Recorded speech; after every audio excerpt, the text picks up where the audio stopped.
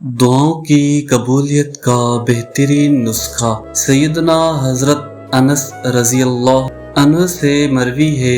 کہ وہ رسول اللہ صلی اللہ علیہ وآلہ وسلم کے پاس بیٹھے ہوئے تھے اور ایک آدمی نماز پڑھ رہا تھا۔ اس نے دعا کی، اللہم انی اسألک بأن لک الحمد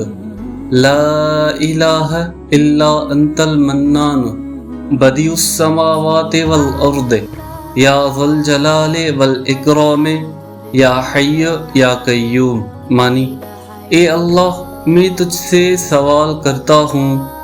اس لیے کہ تیری ہی تعریف ہے، تیرے سوا کوئی معبود نہیں، تو بے انتہا احسان کرنے والا ہے، آسمان و زمین کو بے مادہ و بے نمونہ پیدا کرنے والا ہے، اے جلال و اکرام والے، اے زندہ، اے نگرانی کرنے والے۔ تو نبی کریم صلی اللہ علیہ وآلہ وسلم نے فرمایا، تحقیق اس نے اللہ سے اس کے اس عظیم نام کے واسطے سے دعا کی ہے جس سے دعا کی جائے تو وہ قبول کرتا ہے،